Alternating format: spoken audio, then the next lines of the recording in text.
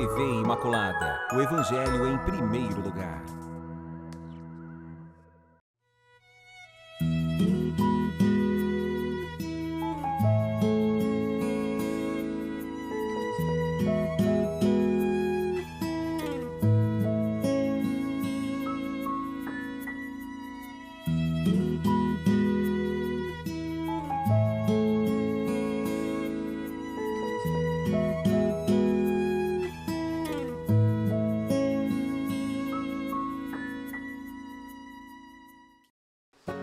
Olá, queridos amigos, olha aqui nós mais uma vez, iniciando esse nosso programa maravilhoso nessa nova temporada dos personagens da Bíblia.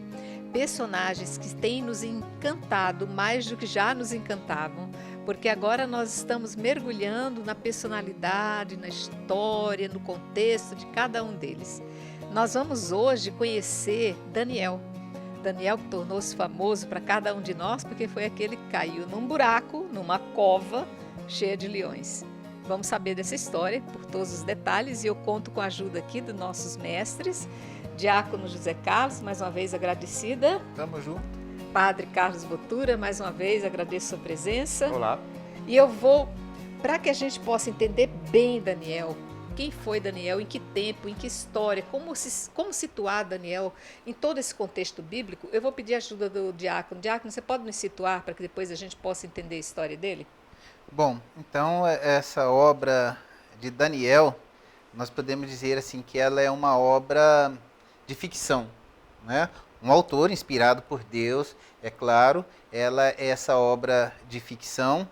Ela é escrita ali no tempo da perseguição de Antíoco Epífanes, que é sucessor dos generais de Alexandre o Grande. Alexandre havia encetado essa conquista de todo o mundo mediterrâneo, e ali a parte da Palestina caiu para esse general Antíoco Epífanes, que foi um homem muito perverso, que queria impor a cultura grega para todas as suas províncias, né? E ele considerava, então, a cultura judaica como inferior. Ele queria impor pela força a filosofia, a arte, enfim, toda a cultura helênica, não é?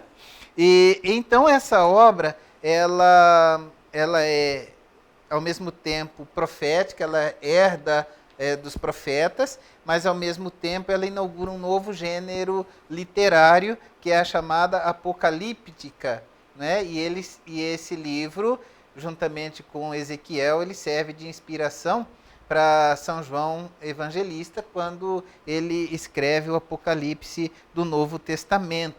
É interessante lembrar que essa obra, esse livro de Daniel, ele foi escrito em 3 línguas, né? Hebraico, o aramaico, e também tem trechos em grego, né? Ele tem essa influência, né, já dissemos, da profecia. Quanto ao autor, há sim muitas dúvidas, né? É um autor único, são vários autores. Então, o que se sabe é que Daniel, na verdade, é um personagem dessa história de ficção. E quando a gente fala de história de ficção, não estamos dizendo que é uma invenção. Não, é uma obra de ficção inspirada por Deus, não é?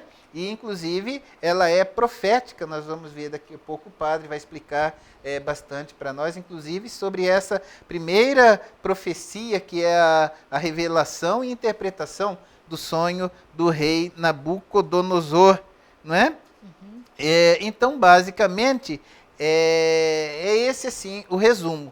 Alguns trechos são escritos na terceira pessoa, se refere sobre Daniel.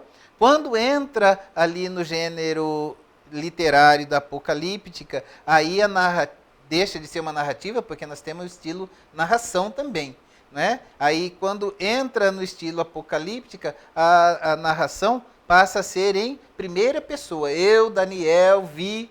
Então, o autor coloca as palavras daí na boca de Daniel. Então, assim, algumas dúvidas acerca de quem seja o autor, né? Então, mas o que se tem certeza, ela se passa no tempo da perseguição de Antíoco Epífanes, durante a perseguição. Né? E ela é uma obra que vai trazer esperança para o povo de Deus que está sendo perseguido. Né? Então, traz essa, através da profecia e da apocalíptica, traz essa esperança de que a palavra de Antíoco não é a última palavra, mas é a palavra de Deus. A última palavra vem de Deus. E por que também? Porque é cheio de símbolos. Então, se um agente secreto lá do Antíoco pegasse a obra, onde que está acontecendo? Não, nós estamos falando da Babilônia, estamos falando de Nabucodonosor, estamos falando de Baltazar, né? Estamos falando dos persas, não estamos falando de vocês, né? Porque está acontecendo sobre esse domínio helênico. Então, por isso, ela é assim, essa obra belíssima, né, cheia de simbolismo, né, fala sobre o passado, fala também sobre o futuro, nessa belíssima linguagem apocalíptica, inspirada por Deus. Ela também tem toda essa influência, não é, sobre o Novo Testamento. Vai falar também, não podemos esquecer, vai falar também dos anjos. Tem a revelação do nome de Miguel, do nome de Gabriel. O terceiro arcanjo é revelado por Tobias. Então é riquíssima, é belíssima de todo o ponto de vista bíblico-teológico. Muito bem. Então nós vamos agora nos situar no texto do livro. Então vou pedir que vocês abram o livro de Daniel e nós vamos chegar no momento em que Arioco, que é um funcionário do rei, vai ser incumbido de matar, de executar alguns sábios da Babilônia. E Daniel, preocupado, querendo poupar essas vidas, ele pede que Arioco o leve à presença do rei, porque ele vai revelar, vai desvendar, vai traduzir um sonho que o rei teve. E é a partir dessa descrição que eu quero que vocês acompanhem aí no livro, para que a gente... Vai ser um texto um pouco comprido, mas vocês imaginem alguém contando uma historinha para vocês e vocês estão lá acompanhando, porque aí depois nós vamos entrar no entendimento desse conto. Então vai iniciar a partir do versículo, nós estamos no capítulo 1º, segundo do livro de Daniel, a partir do versículo 26, que vai dizer: Dirigiu-se o rei a Daniel, que tinha nome de Baltassar. És realmente capaz de dar-me a conhecer o sonho que tive e a sua interpretação? Em resposta, diante do rei, Daniel falou: O mistério que o rei procura desvendar, nem os sábios, nem os adivinhos, nem os magos, nem os astrólogos podem dá-lo a conhecer ao rei. Mas há um Deus no céu que revela os mistérios e que dá a conhecer ao rei Nabucodonosor o que deve acontecer no fim dos dias. Teu sonho e as visões da tua mente sobre o teu leito, ei-lo aqui. Enquanto estavas sobre o teu leito, ó rei, acorriam-te os pensamentos sobre o que deveria acontecer no futuro, e aquele que revela os mistérios te deu a conhecer o que deve acontecer. Quanto a mim, este mistério me foi desvendado não porque eu tinha mais sabedoria que os outros viventes, mas para se manifestar ao rei a sua interpretação, a fim de que possas conhecer os pensamentos do teu coração. Tivestes, ó rei, uma visão. Era uma estátua, enorme, extremamente brilhante. A estátua erguia-se diante de ti de aspecto terrível. A cabeça da estátua era de ouro fino, de prata eram seus peitos e os braços, o ventre e as costas e as coxas eram de bronze. As pernas eram de ferro e os pés, parte de ferro e parte de argila. Estavas olhando quando uma pedra, sem intervenção de mão alguma, destacou-se e veio bater na estátua, nos pés de ferro e de argila, e os triturou. Então se pulverizaram ao mesmo tempo o ferro e a argila, o bronze, a prata e o ouro, tornando-se iguais à palha miúda na eira de verão. O vento os levou sem deixarem traço algum. E a pedra que havia atingido a estátua tornou-se uma grande montanha que ocupou a terra inteira. Tal foi o sonho. E agora exporemos a tua interpretação diante do rei. Tu, ó Rei, Rei dos reis, a quem o Deus do céu concedeu o reino, o poder, a força e a honra, em cujas mãos ele entregou onde quer que habitem os filhos dos homens, os animais do campo e as aves do céu, fazendo-te soberano deles todos.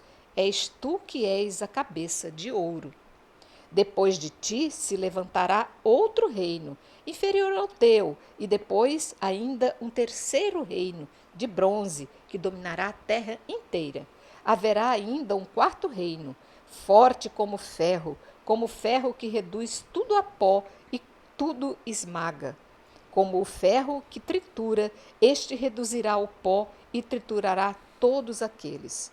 Os pés que viste, parte de argila, de oleiro e parte de ferro, designam um rei que será dividido. Haverá nele parte da solidez do ferro, uma vez que vistes ferro misturado à argila de oleiro.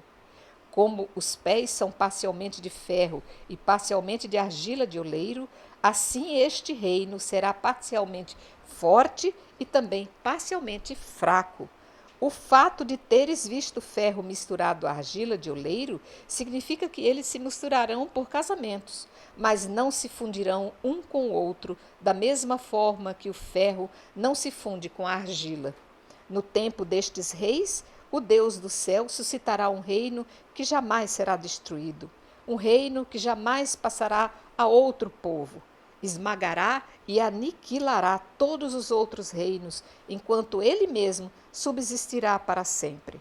Foi o que pudestes ver na pedra que se destacou da montanha, sem que mão alguma a tivesse tocado, e reduziu a pó o ferro, o bronze, a argila, a prata e o ouro. O grande Deus manifestou ao rei o que deve acontecer depois disso. O sonho é verdadeiro, e digna de fé é a interpretação. Parece uma historinha de rei e de rainha. Nossa, a gente fica assim parado escutando o conto. Mas aí, o que vem por trás disso, Padre Carlos? É muita coisa. Veja bem, não é que a decifração do significado do sonho fala de reinos sucessivos que na visão, então, desse livro e desse estilo que já começa apocalíptica, como foi dito, é um pouco semelhante ao que nós vemos nos primeiros capítulos do Gênesis também, onde existe e todas as culturas, todas as civilizações têm coisa semelhante na sua visão, né? Dizer-se que houve uma época de ouro, né? Começa com o ouro e devagar vai se tornando cada vez pior, né? E a gente costuma dizer isso, antigamente que era bom, né? que na verdade nem sempre é assim, é uma impressão que nós temos. Mas o que está por trás faz parte, então, desse objetivo do livro que o diácono já colocou para nós, né? O livro é escrito na época de Antíoco, que faz parte do Império Helenístico e Seleucida, só que ele começa, né, como se fosse na época de Nabucodonosor.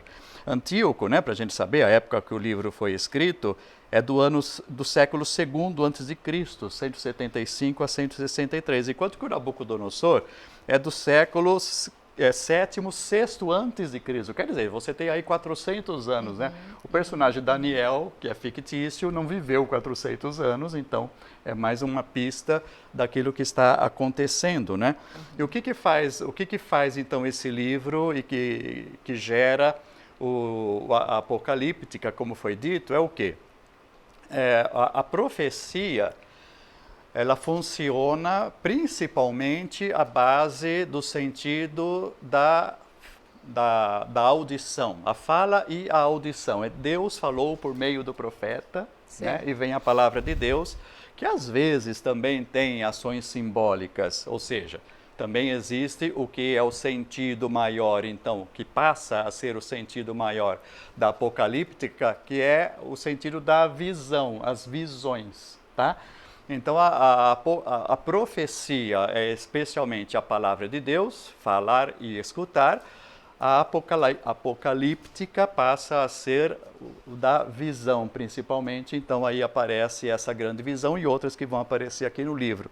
Inclusive, já adiantando, né, porque o nosso tempo é meio curto, no capítulo 7º, por exemplo, que vai ser mais fortemente apocalíptico, nós vamos ter a visão das feras, 4 feras. Né? E depois vem o Filho do Homem, que é o mesmo sentido desse primeiro texto nosso aí, desse primeiro sonho e visão do rei. Ou seja, a apocalíptica faz o quê? Estamos no século II a.C., estamos numa situação terrível de perseguição de Antíoco IV contra os judeus, aquilo tudo que o diácono já nos colocou, sofrendo perseguição, sofrendo morte. E a gente vai fazer o quê? Vamos retornar lá para o passado com uma personagem ilustre, que é o Daniel, que vai percorrer a história. Então vai ter o Nabucodonosor primeiro, depois vem o seu filho, que não é o seu filho, seria o seu tataraneto, na verdade, o Baltazar. Depois vem um reinado que seria de Dario o Medo, não o persa, que é conhecido da história. Depois passa por Ciro, que já é dos persas, e vai chegar no Antíoco. Cobre os reinos que passaram, como aparece aí na visão do rei, para dizer, olha, já houve essa perseguição, já houve coisas semelhantes no passado, várias vezes houve vários impérios que nos perseguiram, e de todos eles que tentaram acabar, não é, com o povo judeu e com a fé em Javé, nenhum deles venceu, porque quem comanda tudo, no final das contas, é o Senhor nosso, que é o Senhor da história. Tudo está ocorrendo, vai ocorrendo dessa maneira em meio de muitos sofrimentos, mas é Deus que será sempre o vitorioso no final, é Ele que tem o comando da história nas mãos. Daí essa pedra, né, que despedaça toda a estátua, que representa então o reinado de Deus entre nós, tá? Lembrando, inclusive, desculpe, né? Mas lembrando que Jesus, ele é representado, São Pedro fala sobre isso, Jesus é a pedra angular. E os padres da igreja lembram essa passagem de Daniel como Jesus, a pedra angular que representa o reino que não terá fim, que é o reino de Deus. É toda essa ligação com o Novo Testamento. Então, tanto no final dessa visão, como do capítulo 7º, que já falamos das feras, tem essa pedra que vai destruir tudo e vai se tornar o reino de Deus presente entre nós, motivo da esperança e da resistência contra aqueles que querem a apostasia do povo do Senhor. E no capítulo 7º, depois das feras, aparece das nuvens o Filho do Homem, uma pessoa humana que vem estabelecer um reino não da força, da violência, como foram todos os outros, contra o povo de Deus, mas estabelecer um reinado que seja mais humano. Então, Jesus adota também o título de Filho do Homem dessa visão de Apocalipse de Daniel número 7, para dizer do novo reinado de Deus, tá? Então, o que está fazendo esse livro, resumindo, né, é dar ao povo de Israel, ao povo de Deus, que sob o império helenista de Antíoco IV, no século II, estava sofrendo, fazer uma revisão da história antiga dos outros impérios que também perseguiram, mas que Deus é vitorioso. Então, o povo de Israel, mesmo no meio da perseguição, deve ter resistência, resiliência, esperança de não apostatar, né, de não passar ao culto dos ídolos estrangeiros, mas permanecer firme, mesmo à custa da própria vida, se fosse o caso, permanecer fiel à aliança. Diácono, como nós começamos falando que a intenção da interpretação desse sonho do rei era salvar sábios da morte, conclua, eles foram salvos? Bom, alguns morreram, né? Porque a tarefa que o rei propôs era uma tarefa muito difícil, né? Praticamente impossível. O rei, ele teve o sonho, ficou muito angustiado com aquilo lá, e chega até a ser engraçado, porque ele chama os magos, encantadores, os sábios lá do seu reino, e propõe para eles o seguinte: eu tive um sonho, eu quero que vocês digam para mim qual é o sonho, e interpretem. Aí eles vão falar, mas isso é impossível para qualquer homem, de fato, é impossível. Como que eu vou adivinhar o sonho do Padre Carlos e dar a interpretação? Não é? Então isso era impossível para eles. Então depois entra em cena aquele amigo lá, o Arioque, que conversa com Daniel. Então Daniel, ele se propõe Porque não ele, Daniel, ele até reconhece isso, não que ele seja mais sábio, mas que ele, se colocando, não é, sob o domínio de Deus, Deus revela. Entra uma questão importante também da Sagrada Escritura e da teologia, que é a revelação. Deus se revela na nossa história, né? Deus se revela. E que Deus, não é, na sua misericórdia, vai revelar o sonho para ele. Então, Daniel reza bastante antes e se propõe, e ele vai lá então Deus revela o sonho. Deus é o Senhor da história, aquele que se revela na história dos homens, né? E então, por mercê de Deus, é que Daniel realiza isso. Não? Então, os primeiros que foram chamados foram mortos. Depois, quando o rei estava pensando, vou chamar mais gente, né? Outros, para ver se consegue. Daí o Daniel entra para evitar mais mortes. Isso, né? tá. E é muito interessante, só para terminar, essa personagem de Daniel e esse primeiro sonho, essa primeira decifração do sonho, a gente tem muito semelhante, e o capítulo 1 que nós não lemos também, não é? Tem muita semelhança à história de José do Egito, né, que também decifrava sonhos, né, do faraó, no caso, e que eram estrangeiros, né, no caso de José no Egito, e aqui falando da Babilônia, de Nabucodonosor, eram estrangeiros que, pela sabedoria que o Senhor Deus verdadeiro infunde, eles não só são capazes de revelar, então, os segredos, como também ganham status muito grande na corte do imperador do momento. Ok. E depois vem a aprovação, né? Que nós vamos saber daqui a pouquinho. Vou pedir que vocês deem um pequeno intervalo para nós e nós já voltamos com o nosso assunto.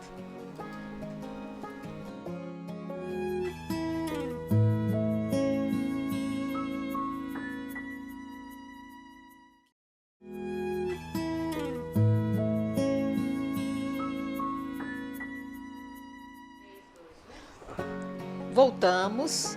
Eu peço que vocês agora, no livro de Daniel, pulem lá para o capítulo 6. Nós vamos fazer uma pequena leitura para situar o que nós vamos estudar agora, do versículo 13 até o versículo 23, que vai contar o seguinte: Então, introduzindo-se na presença do rei, recordaram-lhe o interdito real. Porventura não assinaste o interdito segundo o qual todo aquele que no decurso de 30 dias dirigisse uma prece a quem quer que seja, Deus ou homem, exceto a ti, ó rei, seria lançado na cova dos leões? Respondeu o rei: A questão está decidida segundo a lei dos medos e dos persas, a qual não pode ser revogada. A essas palavras eles retrucaram, dizendo ao rei: Este Daniel, um dos deportados de Judá, não tem consideração por ti, ó rei, nem pelo interdito que promulgaste. 3 vezes por dia continua a fazer a sua oração. Então o rei, ao ouvir essa informação, ficou muito contristado consigo mesmo e decidiu, no seu coração, salvar Daniel. De fato, até o pôr do sol, esforçou-se por livrá-lo. Mas aqueles homens reuniram-se em tumulto junto ao rei e disseram-lhe: Lembra-te, ó rei, que a lei dos medos e dos persas determina que nenhum decreto ou interdito promulgado pelo rei pode ser revogado? Então o rei deu ordem de trazerem Daniel e de o lançarem na cova dos leões. Disse, porém, o rei a Daniel: Teu Deus, a quem servistes com perseverança, ele te salvará. Trouxeram uma pedra que foi colocada à entrada da cova e o rei apôs o seu sinete e o de seus dignatários. Desse modo, nada poderia ser modificado a respeito de Daniel. O rei voltou para o seu palácio, onde passou a noite sem comer. Também não quis que lhe trouxessem as concubinas e o sono o deixou. De madrugada, ao raiar da aurora, o rei, levantando-se e dirigindo-se ansiosamente à cova dos leões. Aproximando-se da cova, gritou a Daniel com voz angustiada: Daniel, servo de Deus vivo, o teu Deus, a quem serves com tanta constância, foi capaz de te livrar dos leões? Daniel respondeu ao rei: Ó rei, vive para sempre. Meu Deus enviou-me seu anjo e fechou a boca dos leões, de tal modo que não me fizeram mal, pois eu fui considerado inocente diante dele e também diante de ti, ó rei, não fiz mal algum. Que história digna de um conto de fadas, né? E aí, Padre Carlos, realmente aqui eu acho que o rei acaba se convertendo diante de uma proeza milagrosa dessa, né? É interessante a gente compreender sempre o seguinte. Então, depois desse fato, a gente continuando a leitura, diz então que no caso essa história se passaria sobre um imperador chamado Dario dos Medos, né, como foi colocado aí, seria ao redor no século VI. E depois, então, desse fato, eu reconheceria o Deus de Daniel. Mas veja bem, né, a gente tem que se colocar sempre num contexto desses povos, né, desses outros povos, que eram todos eles politeístas. Né? Temos vários deuses. Então, quando vai falar, seja lá do Nabucodonosor, ou seja do Dario aqui, ou outros, né, até o Antíoco Epífanes teria também uma confissão de fé. Mas o que seria essa confissão de fé? Ah, só existe o Deus de vocês? Não. Ah, o Deus de vocês também é poderoso, entendeu? Então eles não abandonam os outros deuses que já tinham. Apenas acrescentam um a mais. Adotam um a mais que mostrou o seu poder, certo. né? E depois, de acordo com entre aspas, né? De acordo com as circunstâncias, agora vamos apelar para o outro Deus de novo, porque estamos precisando desse tipo de intercessão. Vamos dizer assim, né? Como, entre aspas, os nossos santos, né? A gente tem uma necessidade dos olhos da Santa Luzia, e assim por diante. Mas a questão é essa, né? Claro que aqui, já foi falado desde o início, não são fatos históricos, são histórias edificantes. Então, mais uma vez, está dizendo o quê? Esse imperador desse tempo proibiu orar a Javé, todo mundo tinha que orar somente aquele Deus que ele indicou naquele momento, mas pela fidelidade a Javé, Daniel não aceita e é colocado na cova dos leões e salvo, né, pelo Senhor.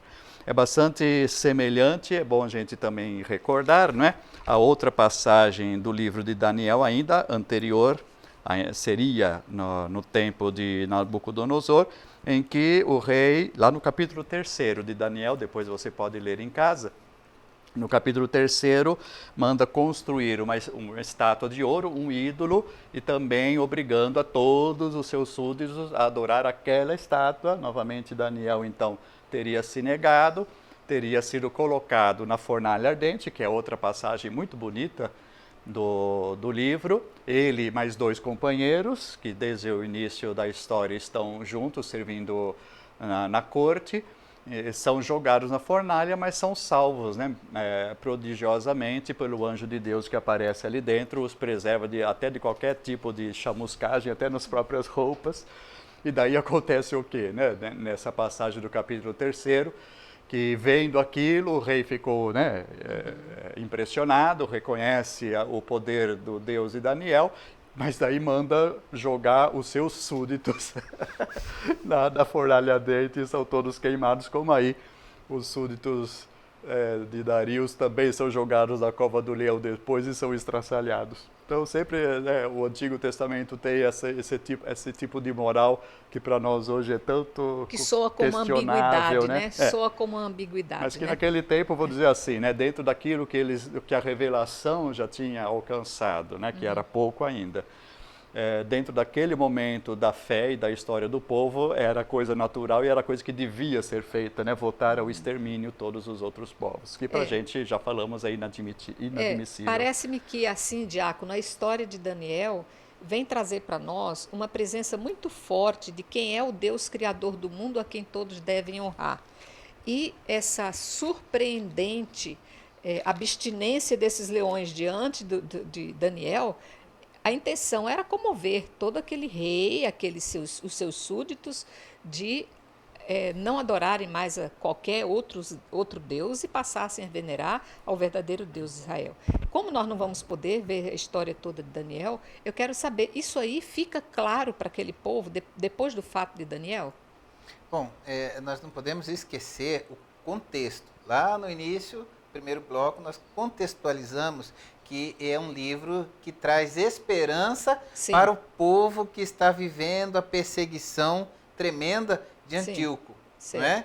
Então, ele volta lá atrás para mostrar para aquele povo que está sendo perseguido que eles não estão sozinhos, que há uma esperança, que Deus intervém na história, que Deus é o Senhor da história e que Ele não abandona seu povo. Certo. O povo é pecador, o povo abandona Deus, o povo idolatra outros deuses, mas Deus nunca abandona o seu povo, porque Deus é fiel, né? Então, lá aquele povo pode ter se convertido? Claro, alguns podem ter tido um início de conversão, mas convém lembrar também que existia aquele contexto chamado enoteísta, o que o padre já falou, porque eles acreditavam, o Deus de Israel, ele é poderoso? Ele é, mas nós também temos os nossos deuses. Inclusive o próprio povo de Israel, antes aí desse contexto, eles, pouco a pouco, eles foram chegando à conclusão que Deus,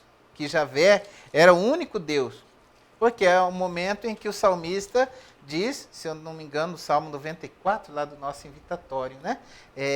Que o nosso Deus é muito maior que os deuses todos. Então, dentro de Israel mesmo e de Judá, essa revelação ela foi gradativa, né? Porque lá antigamente era o Deus de nossos pais, Deus de Abraão, Deus de Isaac, Deus de Jacó. Mas não duvidava da existência de outros deuses ali menores. Depois, Deus se revela para Moisés, falando o seu nome, eu sou, e gradativamente a gente chega lá no profeta Isaías, e Deus fala através de Isaías que eu sou o Senhor e não há outro. Mas isso demorou bastante tempo, né? Então, nesse caso aí, tanto da aprovação dos três jovens, né? Sadraque, Misaque e Abidênego, quanto na aprovação de Daniel, houve assim uma tomada, podemos dizer que houve uma tomada de consciência.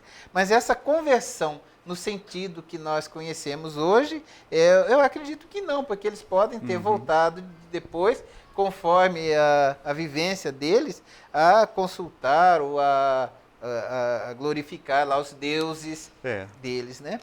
Vamos de novo voltar para o nosso contexto. A gente falou da intercessão dos santos, né, os santos padroeiros, mas acontece com tanta frequência, infelizmente, né, entre católicos que não têm um aprofundamento que a gente está tentando aos poucos também verificar e transmitir. Na hora de uma doença, vai no centro espírita, vai no terreiro de macumba, né, que a gente não quer simplesmente criticar as outras religiões, mas dizer que muitas vezes a nossa firmeza de fé não é a que deveria ser. Né? Que na hora do aperto a gente crê em outras coisas que não seja nosso Deus também. Né? Então, se eu vou oferecer um sacrifício para outra entidade, é o que acontece hoje em dia, infelizmente, também. Então, eu sou católico, mas eu frequento outro e o outro, né? Ou então, se eu não frequento, também existe uma coisa que é muito mais generalizada, que infelizmente é muito comum, é que as pessoas vêm conversar com a gente, porque não está conseguindo emprego, porque está tendo problema de saúde, porque as coisas lá em casa não estão indo bem. Padre, acho que fizeram o trabalho contra mim.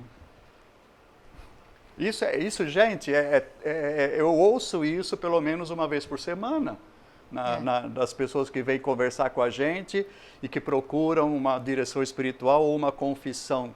É demais da conta, ou seja, eu tenho fé em Deus, em Jesus, mas eu acredito né, que os trabalhos que foram feitos lá não sei aonde vão me atingir, porque eu estou dando poder a essas entidades. Né? Ou então acontece também, padre, em momentos da perda de um ente querido, muito próximo, um filho, um pai, uma mãe, um irmão, a pessoa se entregar e começar a entrar na fase de acusação e de abandono. Quer dizer, a pessoa entra numa derrocada mesmo. A pessoa se abate, entra uma desesperança. Perde a esperança quando deveria, nesse momento, acreditar que Deus tem o controle de tudo nas suas mãos. Isso. Ele segura o orbe na palma da sua mão e tudo que acontece é sob a vontade dele. Então, o livro de Daniel está para exatamente combater esse tipo de coisa, né? Então, as pessoas, como se coloca, perder um ente muito próximo, muito querido, vai lá no centro espírita, porque lá vão invocar o espírito do falecido para falar com ele. Está proibido pela lei de Deus, mas na hora desse desespero, né, como das pessoas que não têm uma firmeza de fé, como o livro quer que tenha, já do Antigo Testamento, e mais ainda agora para nós que somos cristãos, a gente não pode ficar desse jeito, desobedecendo ou traindo, né, aquilo que realmente é a nossa fé, indo atrás de outros subterfúgios na hora da sua necessidade, né? Ok, é claro que a gente transportando Daniel para os dias de hoje, Deus não vai usar de nenhum artifício nenhum mais como esse para nos convencer de que há um Deus superior acima de tudo. Hoje nós estamos em outros tempos onde nós temos um acesso à comunicação e às mídias na nossa mão. Então que nós procuremos aprofundar o conhecimento para acreditar que as nossas manifestações de poder vêm de outra forma. Diácono, você quer fechar essa ideia a respeito desse assunto? Bom, só gostaria de mais duas palavrinhas, porque quanto à apocalíptica, o padre já explicou muito bem, que são esses capítulos, a partir aí do capítulo 7, né, essa revelação a partir do passado, essa previsão do futuro e a mensagem de esperança para o povo de Deus, né? Agora, nós temos um chamado acréscimo, que é o texto grego, ali no capítulo 13, a partir do capítulo 13, tem duas histórias edificantes. Isso, né? muito bonita então, também. Então, a primeira história conta a história de Susana. Né? Essa história, ela consta da versão grega, dos 70, por isso está na Bíblia Católica, né? É um texto chamado deuterocanônico. Na Bíblia hebraica, não, e na Bíblia dos irmãos evangélicos também não consta, porque a Bíblia da Reforma, ela acompanha a Bíblia chamada Bíblia Hebraica, ou Bíblia Palestinense. Texto né? hebraico, sem os acréscimos gregos. Sem os acréscimos gregos. Então, assim, a primeira história é a história de Susana. Então, Susana era uma mulher muito temente a Deus, bem casada, né? E o que acontece com ela? Tem dois sacerdotes... Dois anciãos, né? Presbítero lá no grego, mas... Então, dois anciãos que são corruptos, têm uma vida farisaica, aparentam santidade, mas na prática eles não obedeciam à lei de Deus, então eles se apaixonam, ambos se apaixonam pela Susana, e então um dia ela está lá tomando banho, eles invadem ali o jardim e tentam violentá-la, né? E aí o que acontece? Ela reage, né?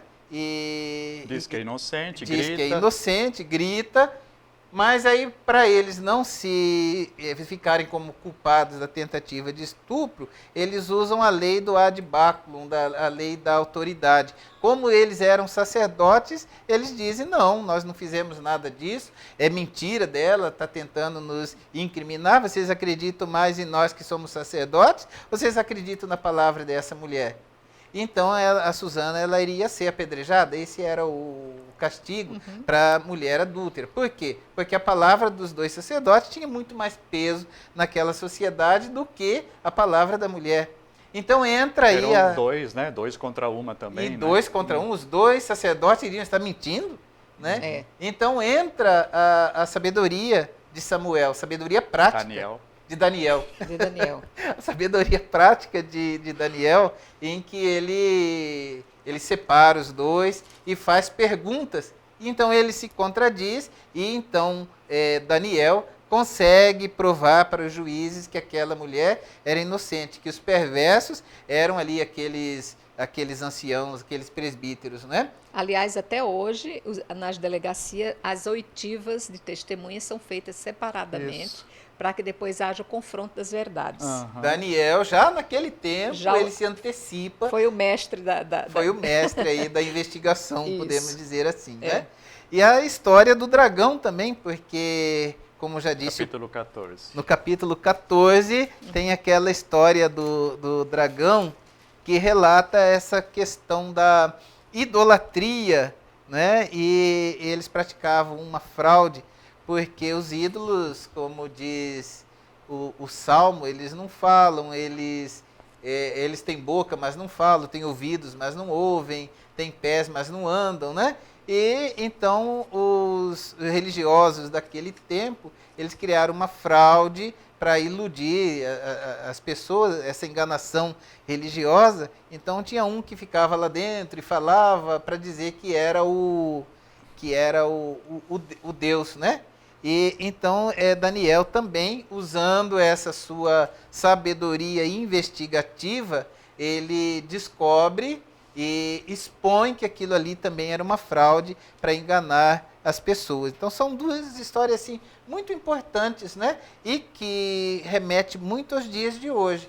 A mulher que muitas vezes é injustiçada, né? E que nós devemos lutar por essa justiça, e a questão da enganação religiosa, que também existe muito hoje em dia, pessoas que enganam a boa fé, né, de outras pessoas para conseguir dinheiro. Então, aqui a palavra de Deus, podemos dizer assim, né, Daniel, inspirado por Deus, ele desmascara essas duas realidades, que vale para o tempo de hoje, mas que também é muito pertinente aos nossos tempos.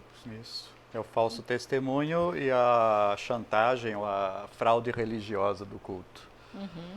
Muito bem. Ficamos satisfeitos com mais esse personagem, esse brilhante personagem de Daniel, onde todos nós já sabíamos dessa historinha dele ser melhor do que aqueles leões famintos e ter se superado graças ao poder que Deus havia colocado sobre si. E espero que essa história tenha trazido para vocês também uma comparação com os dias de hoje, uma figuração com os tempos que nós estamos vivendo, em que nós devemos sempre nos apegar à palavra do Senhor e acreditar que Ele está acima de tudo e de todos. Agradeço a presença de vocês, agradeço a sua assiduidade no estudo desses temas, dos personagens da Bíblia, e mais ainda a presença dos nossos mestres. Diácono, muito obrigada, Padre Carlos, agradecida também, e esperamos contar com vocês no nosso próximo programa de Personagens da Bíblia, nesse programa de Páginas da Bíblia. Fiquem com Deus e até lá. Deus abençoe. Amém. Amém.